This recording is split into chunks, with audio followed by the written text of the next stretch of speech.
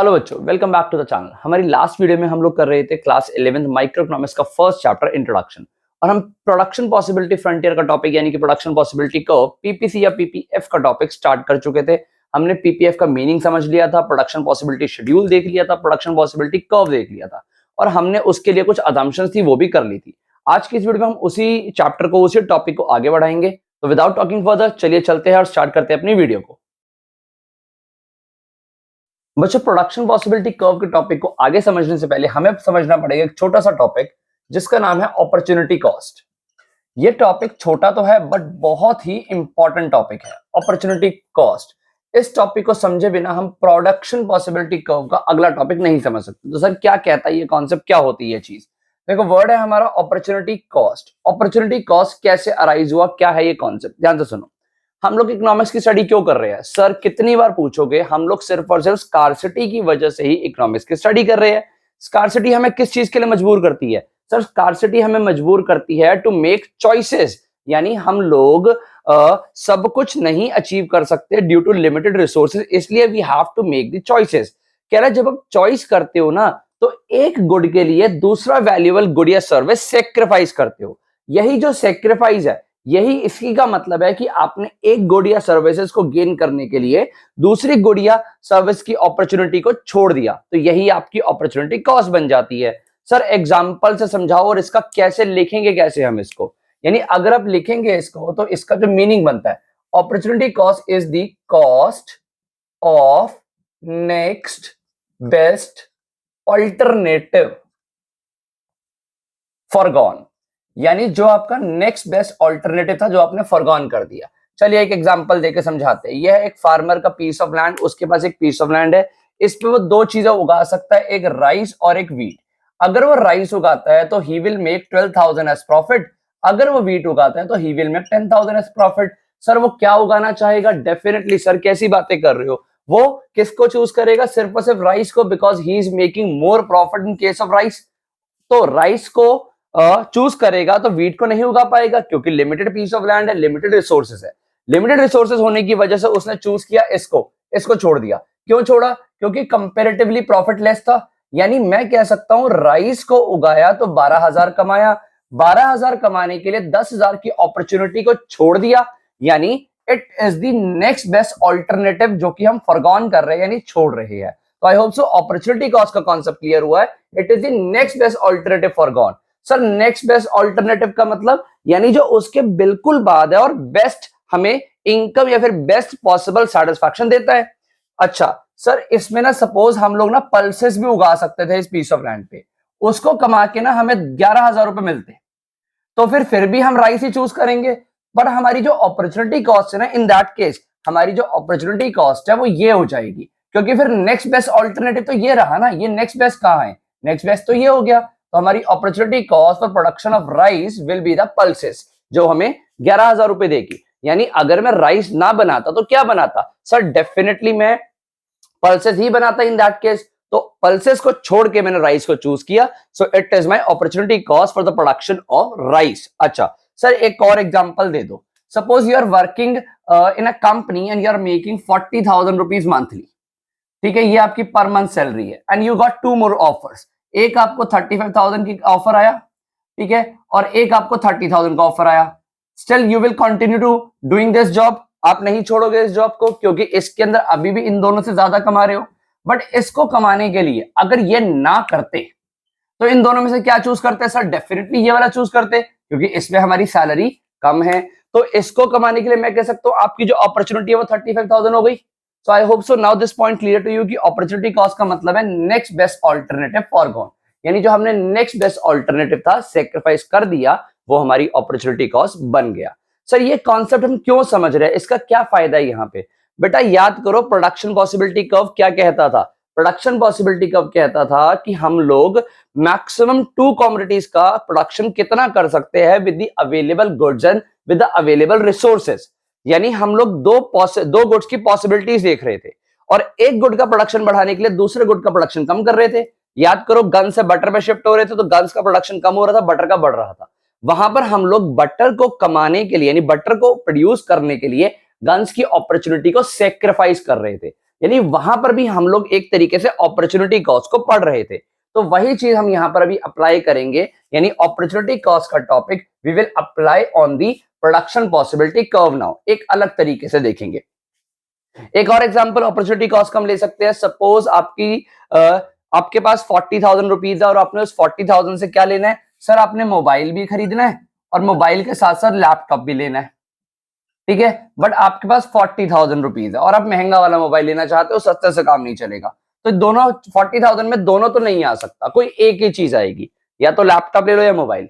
Suppose आपने mobile choose कर लिया, सर इस महीने तो ये ले लेंगे मोबाइल, तो यानी इस महीने या इस बार आपने अपने 40,000 रुपीज से अगर मोबाइल को चूज किया तो लैपटॉप को सेक्रीफाइस किया, so laptop will be the opportunity cost for choosing the mobile phone over the laptop. तो I hope so opportunity cost का कॉन्सेप्ट आपको पूरा क्लियर हो गया है। नोट्स नीचे डिस्क्रिप्शन में अटैच है, वहां पर भी आपको अच्छे से डेफिनेशन वगैरह मिल जाएगी। मेन डेफिनेशन यही है, it is the cost of next best alternative foregone, ठीक है। अच्छा, तो चलिए अब हम इस अपॉर्चुनिटी कॉस्ट का टॉपिक को प्रोडक्शन पॉसिबिलिटी कर्व पे अप्लाई करते हैं और देखते हैं क्या होगा। अपना शेड्यूल और अपनी कर्व को ध्यान रखना, वैसे मैं भी आपके सामने प्रेजेंट कर रहा हूं यहाँ पे, तो चलिए अपने चलते हैं उस कॉन्सेप्ट की तरफ। हाँ दोस्तों, चलो अब अप्लाई करते हैं हमारे अपॉर्चुनिटी कॉस्ट के कॉन्सेप्ट को हमारे प्रोडक्शन पॉसिबिलिटी कर्व के कॉन्सेप्ट पे। उसके पहले याद करो, हम लोगों ने एक टेबल बनाई थी प्रोडक्शन पॉसिबिलिटी कर्व को समझने के लिए। आज उस टेबल को ही हम काम में लाने वाले, उसी को यूज में लाने वाले, वही टेबल हमारे आज का बेस बनेगा, ठीक है। यहाँ पर क्या था, पहला कॉम्बिनेशंस के बाद था हमारे पास किसका प्रोडक्शन कर रहे थे हम, गन्स का। गन्स के बाद कर रहे थे हम बटर का प्रोडक्शन। ये हमारे पास कॉलम थे। अभी आज हम 2 कॉलम और देखने वाले हैं। कॉम्बिनेशन में हमने सबसे पहले 21 यूनिट्स ऑफ गन बनाई थी, तो 0 यूनिट ऑफ बटर बना था, ठीक है। जैसे जैसे हम लोगों ने बटर का प्रोडक्शन बढ़ाया था 1, तो ये हमारा कम हो गया था प्रोडक्शन। 2, फिर यहाँ पर हमने 18 कर दिया था। 3 पे ये हो गया था 15, 4 पे ये हो गया था 11, 5 पे ये हो गया था 6 एंड 6 पे ये हो गया था 0। These are the combination we have looked in the last class also, कि ये कॉम्बिनेशन हमारी इकोनॉमी अपने सारे रिसोर्सेज को यूज करके बना सकती है। यानी अगर सारे रिसोर्सेज गन्स पे लगाएंगे तो 21 यूनिट्स ऑफ गन्स बन जाएगी, 0 यूनिट्स ऑफ बटर। एंड अगर सारे रिसोर्सेज हम लोग किस पे, बटर पे लगाएंगे, तो मैक्सिमम 6 यूनिट्स ऑफ बटर बन जाएगा, 0 यूनिट्स ऑफ गन बनेगी। इस कॉम्बिनेशन को हमने A B C D E F और G बोला था, यानी G तक के कॉम्बिनेशन हमारे पास बन रहे थे, ठीक है। अच्छा, नेक्स्ट कॉन्सेप्ट क्या है, ठीक है। अच्छा, वैसे इसके थ्रू हम लोगों ने कर्व भी बनाया था, आओ उस कर्व को दोबारा से देख लेते हैं। यहां पर हमने प्रेजेंट किया था हमारे बटर्स को, यहां पर प्रेजेंट किया था गन्स को। यहां पर हमने कर्व कुछ ऐसे बनाया था, अगर आप लोगों को याद है, ठीक है, जल्दी से लास्ट वाली वीडियो देख लो, अगर नहीं याद समझ आ जाएगा पीपीसी का कॉन्सेप्ट क्या था, प्रोडक्शन पॉसिबिलिटी कर्व के कॉन्सेप्ट हमने क्या देखा था। यहां पर हमने गैप लिया था बटर में 1 2 3 4 5 एंड 6, यहां पर 4 का गैप लिया था, 4 8 12 16 20 और 24। हमने देखा था कि मैक्सिमम 21 यूनिट्स ऑफ गन्स बनेगी तो 0 यूनिट्स ऑफ बटर बनेगा। और यहां से ये कर्व जो था कुछ इस तरीके से बन गया था, कहां तक, ये बटर तक। देखो ये ऐसे इस तरीके से कर्व बना था। जब आप इन पॉइंट्स को प्लॉट करोगे यहां पर, तो ये कर्व बन जाएगा, आपके सारे कॉम्बिनेशन इसके ऊपर शो हो जाएंगे। सो आई होप सो ये आपको लास्ट क्लास में समझ आया था, नहीं तो एक बार जाके वीडियो देख लो, कोई बात नहीं, थोड़ा सा रुक के कर लो, बट प्रॉपर समझ के करो। This was the A B C D E F and G combination. So I hope so this is clear to you. Sir ये तो हम लास्ट क्लास में कर चुके थे, ये हम अभी क्यों कर रहे हैं। देखो अभी अभी हमने थोड़ी देर पहले कॉन्सेप्ट पढ़ा है अपॉर्चुनिटी कॉस्ट। अपॉर्चुनिटी कॉस्ट से ये कॉन्सेप्ट अराइज हुआ मार्जिनल अपॉर्चुनिटी कॉस्ट, यानी इसका मतलब है एमओसी का मतलब है मार्जिनल अपॉर्चुनिटी कॉस्ट। सर इसका क्या मतलब है बेटा, मार्जिनल वर्ड आ रहा है हमारे पास, न्यू वर्ड है इकोनॉमिक्स कंटेस्ट में, बट ध्यान से सुनना, ये वर्ड पूरे इकोनॉमिक्स के अंदर कई बार देखने को मिलेगा, और जहां जहां पर भी ये वर्ड आएगा, आज ही इसका एक कीवर्ड बना लो कि जहां जहां पर भी ये वर्ड आएगा मतलब होगा एडिशनल, यानी हम लोग बात कर रहे हैं एडिशनल अपॉर्चुनिटी कॉस्ट की।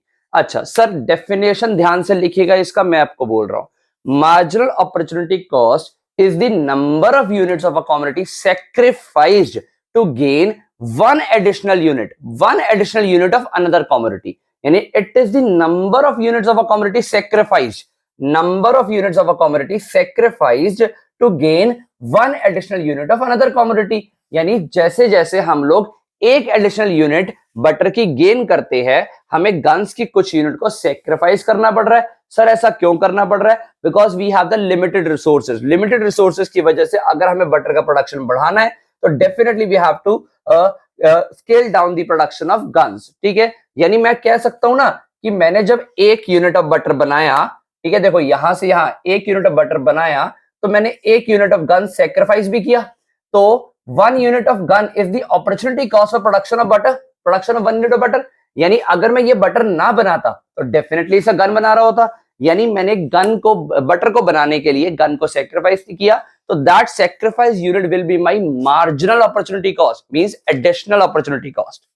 सर जब मैं 1 से 2 पे गया, एक और यूनिट बनाई मैंने एडिशनल 1 से 2 पे, मुझे कितनी यूनिट सेक्रीफाइस करनी पड़ी? 2। So now the 2 guns will be the opportunity cost of producing this additional unit, 1 additional unit. Marginal opportunity cost की डेफिनेशन में बार बार एक वर्ड आता है for production of 1 additional unit, it is the number of units of a commodity sacrificed. Sacrifice इसको कर रही है for production of 1 additional unit. यानी जब मैं एक एडिशनल यूनिट प्रोड्यूस करता हूं तो मुझे कितना सेक्रीफाइस करना पड़ता है। ठीक है, देखो एक एक यूनिट बढ़ रही है, सेक्रीफाइस आप देख सकते हो कितना कितना हो रहा है। यहां पर 3 सेक्रीफाइस हो गया, यहां 4 हो गया, यहां 5 एंड 6। यानी मेरी अपॉर्चुनिटी कॉस्ट कह सकता हूं कि फर्स्ट यूनिट ऑफ बटर बनाने के लिए कितना मैंने सेक्रीफाइस किया? 1। सेकंड बनाने के लिए 2 सेक्रीफाइस किया, 3 4 5 6। ठीक है सर, हमारा opportunity cost for the production of butter is increasing क्योंकि मैं गन्स को ज्यादा से ज्यादा सेक्रीफाइस कर रहा हूं। तो I hope so marginal opportunity cost यानी एडिशनल अपॉर्चुनिटी कॉस्ट आपको समझ आ रहा है। अपॉर्चुनिटी कॉस्ट का मतलब नंबर ऑफ यूनिट सेक्रीफाइस, तो मैं इसको सेक्रीफाइस कर रहा हूं इसको गेन करने के लिए। तो यहां पर एक कॉन्सेप्ट अप्लाई होता है पूरे तरीके से। तो आई होप सो आपको ये कॉन्सेप्ट यहां पर समझ आता है। ध्यान से समझ लो, मार्जिनल अपॉर्चुनिटी कॉस्ट का कॉन्सेप्ट बहुत जरूरी है। हम एक यहां पर पैटर्न देख सकते हैं कि जो हमारा मार्जिनल अपॉर्चुनिटी कॉस्ट है ये इंक्रीज हो रहा है। So in case of PPC production possibility curve के कॉन्सेप्ट में हमारा एमओसी हमेशा इंक्रीज होगा। सर ऐसा क्यों होगा? क्योंकि याद करो वो अजम्पशन हमने वहां पर क्या लिखा था, हमने लिखा था कि resources are not equally efficient in the production of both the goods. यानी जब हम रिसोर्स को एक गुड से दूसरे गुड पे ट्रांसफॉर्म करेंगे तो सेक्रीफाइस बढ़ता जाएगा because of inefficiency of resources, यानी not equal efficiency of resources in production of both the goods. तो इसीलिए ज्यादा से ज्यादा सेक्रीफाइस करना पड़ेगा इसको गेन करने के लिए। सो दिस कॉन्सेप्ट अराइज हियर, जिसकी वजह से हमारा एमओसी हमेशा बढ़ता रहता है। सर यहां पर कोई फॉर्मूला भी बन सकता है हमारे पास? बिल्कुल, देखो बन रहा है, यानी number of unit sacrificed divide by number of units gain. अगर आप अप्लाई करोगे यही फॉर्मूला बन रहा है आपका एमओसी का। तो आई होप सो आपको ये यहां पर एमओसी का कॉन्सेप्ट क्लियर हुआ है। ठीक है, बहुत ही इंपॉर्टेंट कॉन्सेप्ट है, ध्यान रखो इसको। तो ठीक है, एमओसी का कॉन्सेप्ट क्लियर हो गया। नेक्स्ट टॉपिक भी हमारा एमओसी से मिलता जुलता ही है, जो कि है एमआरटी। सर इसका क्या मतलब है? अब इसका मतलब है मार्जिनल रेट ऑफ ट्रांसफॉर्मेशन। यानी हम जब एक गुड से दूसरे गुड पे रिसोर्सेज को ट्रांसफर कर रहे हैं तो किस रेट से ट्रांसफर कर रहे हैं। बेसिकली ये एमओसी की ही रेशियो फॉर्म है। यानी एमओसी को जब आप फ्रैक्शन फॉर्म में प्रेजेंट करते हो, एक रेट फॉर्म में प्रेजेंट करते हो, तो उसको मार्जिनल यानी एडिशनल रेट ऑफ ट्रांसफॉर्मेशन बोलते हैं। मार्जिनल वर्ड का मतलब एडिशनल होता है। मैं कह सकता हूं यहां पर मैंने 1 यूनिट ऑफ गन सेक्रीफाइस किया for the production of 1 unit of butter. Here I sacrifice 2 units of gun for the production of 1 unit of butter, 3 units of gun for the production of 1 butter, 4 guns, 5 guns, 6 guns for the production of 1 butter in all the cases. So I hope so this point is clear to you. जब मैं MOC को present करता हूं ratio form में तो वो MRT बन जाता है। एग्जैक्टली सेम फॉर्मूला बनता है इसका भी, number of unit sacrifice divide by number of unit gains. ठीक है, यानी it is the rate of transformation. क्या रेट ट्रांसफॉर्म कर रहा है कि आप किस रेट से एक गुड से दूसरे गुड पे ट्रांसफर हो रहे हो, ट्रांसफॉर्म हो रहे हो। तो I hope so this concept is clear to you now. ठीक है, ये है हमारा एमओसी एमआरटी का कॉन्सेप्ट, बहुत ही इंपॉर्टेंट कॉन्सेप्ट है। अच्छे से नोट्स बना लो, अच्छे से नोट डाउन कर लो, ये कॉन्सेप्ट एग्जाम में जरूर आता है। एमआरटी बहुत ही इंपॉर्टेंट टॉपिक है। जो हमारा अगला टॉपिक है इस पीपीसी के बारे में, ठीक है, वो इस एमआरटी से जुड़ा हुआ ही है। ठीक है, इसलिए पहले आपको एमआरटी को अच्छे से समझना है। दिख रहा है आपको कि हमारी ये रेशियो जो है ये इंक्रीज होती जा रही है। ये इंक्रीज के पीछे एक बड़ा रीजन है और इस रीजन से बहुत सारे क्वेश्चन आगे के सॉल्व होने वाले हैं। तो आप एमआरटी को अच्छे से समझ लो, फिर हम अपना नेक्स्ट कॉन्सेप्ट स्टार्ट कर रहे हैं। तो जल्दी से इसके नोट्स बना लो, हम चलते हैं अपने नेक्स्ट कॉन्सेप्ट की तरफ।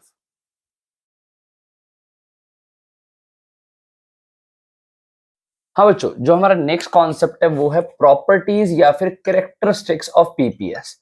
प्रॉपर्टीज ऑफ पीपीएफ क्या है और ये क्या क्या कहती हैं? पीपीएफ या पीपीसी एक ही बात है। देखो हमारे पास ना दो प्रॉपर्टीज है इस पीपीएफ की, इस पीपीसी कर्व की। ठीक है, क्या दो प्रॉपर्टीज है ध्यान से देखना। पहली प्रॉपर्टी है कि इट ऑलवेज स्लोप्स डाउनवर्ड, यानी पीपीसी स्लोप्स डाउनवर्ड्स। डाउनवर्ड्स का मतलब है कि ये देखो यहां से ये पीपीसी नीचे को मूव हो रहा है, it is moving like that. ठीक है, ये नीचे को मूव हो रहा है तो ये डाउनवर्ड मूविंग है। ऐसा क्यों है? क्योंकि देखो आपको अगर बटर का प्रोडक्शन बढ़ाना है तो you have to reduce, you have to scale down the production of guns, यानी to increase the production of one good, to increase the production of one commodity. Commodity का मतलब क्या होता है? गुड या service. To increase the production of one commodity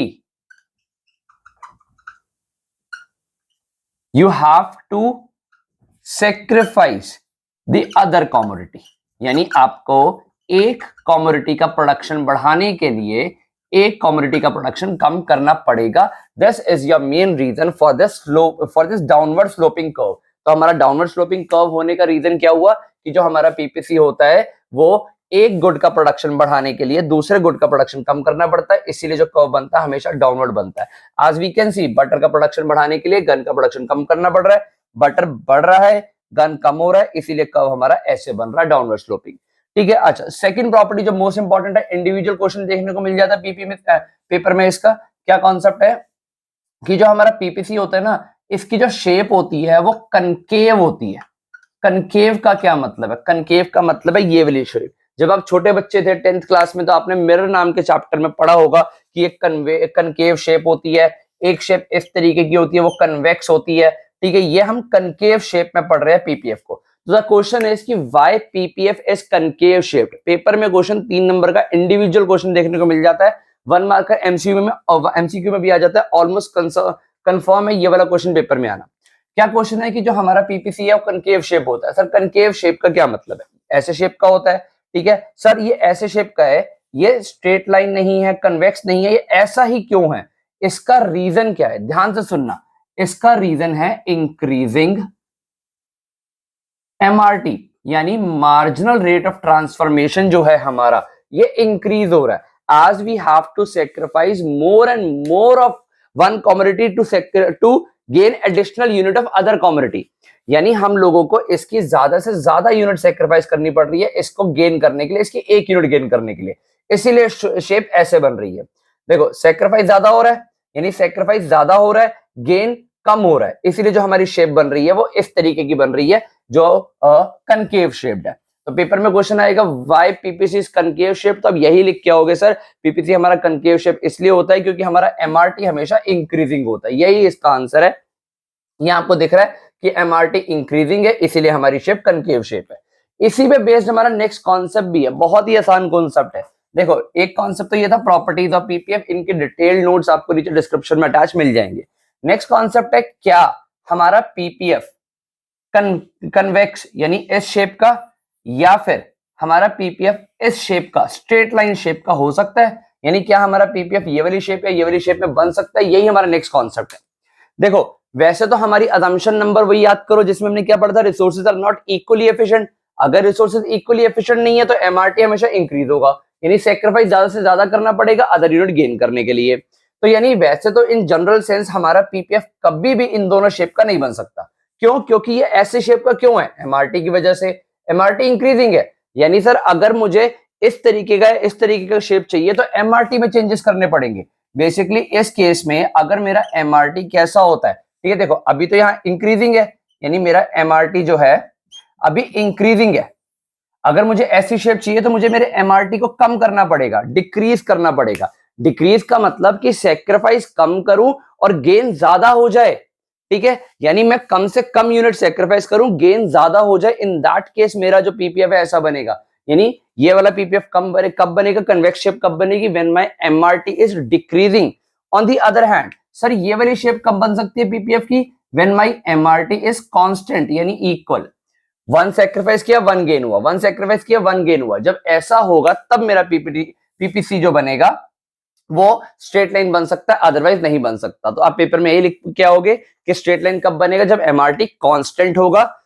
ये convex shape कब बनेगा, जब एमआरटी डिक्रीजिंग होगा। इन practical life in general sense ये कभी नहीं हो सकते, होगा हमेशा यही, हमारा एमआरटी हमेशा केव शेप ही बनेगा, कन्वेक्स या फिर स्ट्रेट लाइन नहीं बन सकता। कब बन सकता बाई चांस पूछ ले तो मैंने आपको रीजन बता दिया है कि ये डिक्रीजिंग एमआरटी पे बनेगा या कांस्टेंट एमआरटी पे बनेगा। ठीक है, तो यहां तक हमने जो कॉन्सेप्ट किया, हमने कितने कॉन्सेप्ट कर लिए पीपीसी के अंदर। पीपीसी जब हमने स्टार्ट किया था पहले प्रोडक्शन पॉसिबिलिटी शेड्यूल देखा, कर्व देखा, अजम्पशंस देखी, अजम्पशंस के बाद हमने अपॉर्चुनिटी कॉस्ट देखा, फिर हमने एमओसी का कॉन्सेप्ट देखा, एमओसी के बाद एमआरटी का कॉन्सेप्ट देखा। ये समझने के बाद हम लोगों ने प्रॉपर्टीज देखी, PPC slopes downwards first property, ये it is concave shaped second property देखी हमने, उसका रीजन देखा बिकॉज ऑफ इंक्रीजिंग एमआरटी। ठीक है, उसके बाद हमने कॉन्सेप्ट देखा कि हमारा जो पीपीएफ है वो कन्वेक्स शेप का या फिर स्ट्रेट लाइन शेप का कब कब हो सकता है। ठीक है, ये हमारे कुछ कॉन्सेप्ट है पीपीएफ के। एक कॉन्सेप्ट और करते हैं हम आज की क्लास में, फिर अपनी वीडियो को हम एंड करते हैं। नेक्स्ट कॉन्सेप्ट क्या बनता है हमारा, ध्यान से देखना। नेक्स्ट कॉन्सेप्ट बनता है हमारा, क्या हमारा पीपीएफ या हमारी इकोनॉमी, क्या हमारी economy will always produce on the PPF. ये हमारा क्वेश्चन बनता है, आपको पेपर में क्वेश्चन आ जाएगा, क्या हमारी इकोनॉमी पीपीएफ पे हमेशा और हमेशा प्रोड्यूस करेगी। सर देखो पीपीएफ क्या बताता है, maximum possible combination of two goods, maximum possible combination of two goods, यानी ये मैक्सिमम कॉम्बिनेशन है जो हमारी इकोनॉमी बना सकती है अपने गिवन रिसोर्सेज या अवेलेबल रिसोर्सेज एंड टेक्नोलॉजी से। देखो ये बना सकती है, this is the possibilities, this is the potential, this is the boundary line. यहां पर जरूरी नहीं है कि हमारी इकोनॉमी प्रोड्यूस कर ही रही हो, यानी पीपीएफ पे कब प्रोड्यूस करेंगे, only when are resources and fully and efficiently utilized. यानी सर अगर हमारे resources fully and efficiently utilize नहीं होंगे तो हम इस लाइन पे प्रोड्यूस ना करके इस लाइन के अंदर कहीं प्रोड्यूस करेंगे, यानी हम इन पॉइंट्स में से किसी पॉइंट पे प्रोड्यूस करेंगे। सर इन पॉइंट्स को क्या बोला जाएगा, अगर हम अंदर किसी लेवल पे प्रोड्यूस करते हैं तो इन पॉइंट्स को बोला जाता है अटेनेबल कॉम्बिनेशन या फिर अटेनेबल रिसोर्सेज या कॉम्बिनेशन, इन पॉइंट्स को बोला जाता है। यानी अटेनेबल कॉम्बिनेशन कौन से कॉम्बिनेशन हुए, जो कि मेरी इकोनॉमी प्रोड्यूस कर सकती है। तो मैं कह सकता हूं कि अगर मेरी इकोनॉमी इस लाइन पे प्रोड्यूस कर रही है या फिर इसके अंदर भी प्रोड्यूस कर रही है तो मेरे अटेनेबल रिसोर्सेज है जिनको मैं अचीव कर सकता हूं। सर क्या हमारी इकोनॉमी आउटसाइड द पीपीसी कहीं पे प्रोड्यूस कर सकती है, यानी इनमें से किसी लेवल पे प्रोड्यूस कर सकती है? नहीं सर, बिल्कुल नहीं कर सकती। क्यों? क्योंकि हमारे पास रिसोर्सेज नहीं है बेटा। ये देखो ये मैक्सिमम बाउंड्री लाइन तैयार हो गई, we can not produce that, these are unattainable resources या अनअटेनेबल कॉम्बिनेशंस, हम लोग इन वाले लेवल पे प्रोड्यूस कर ही नहीं सकते। तो हमारी इकोनॉमी पीपीएफ पे कब प्रोड्यूस करेगी, जब हमारे resources fully and efficiently utilize होंगे। अगर नहीं होंगे तो our economy will produce inside any point under the PPF, okay, और बाहर हम जा ही नहीं सकते because of non availability of resources. ठीक है, तो हमने कॉन्सेप्ट देखा अटेनेबल और अनअटेनेबल कॉम्बिनेशंस का भी, बहुत ही इंपॉर्टेंट कॉन्सेप्ट है, पेपर में 1 मार्कर आ जाता है। ठीक है, ध्यान से समझो इन कॉन्सेप्ट्स को। तो हमने बहुत सारे अपने पीपीएफ के कॉन्सेप्ट समझ लिए हैं एंड आई होप आपको सारे कॉन्सेप्ट समझ भी आ ही रहे हैं। एक छोटा सा कॉन्सेप्ट है कि हमारे इस पीपीसी को ना एक और नाम से जाना जाता है जो है ट्रांसफॉर्मेशन कर्व, और भी कई सारे नामों से जाना जाता है, आपको स्क्रीन पे दिख भी रहे होंगे। ठीक है, बट एक इंपॉर्टेंट नाम है कि हम पीपीसी को ट्रांसफॉर्मेशन कर्व भी बोलते हैं। क्यों बोलते हैं? क्योंकि हम यहाँ पर रिसोर्सेज को एक गुड के प्रोडक्शन से दूसरे गुड के प्रोडक्शन पे ट्रांसफॉर्म कर रहे हैं, इसलिए इसको ट्रांसफॉर्मेशन कर्व भी बोला जाता है। तो आज की वीडियो के अंदर हमने बहुत सारे कॉन्सेप्ट पीपीसी से रिलेटेड कवर किए। हमारा एक कॉन्सेप्ट रह गया है which is shift and rotation into PPF, वो हम नेक्स्ट वीडियो में देख के इस चैप्टर को पैक करेंगे। ठीक है, तो मैं मिलता हूं आपको नेक्स्ट वीडियो में। चैनल को सब्सक्राइब कर लो भाई, बहुत सारी इंपॉर्टेंट वीडियोस और भी आनी है अभी। ठीक है, दोस्तों के साथ वीडियो को शेयर कर दो। वीडियो तुमने लाइक कर दिया मुझे पता है। मैं तुमसे मिलता हूं नेक्स्ट वीडियो में। Thank you.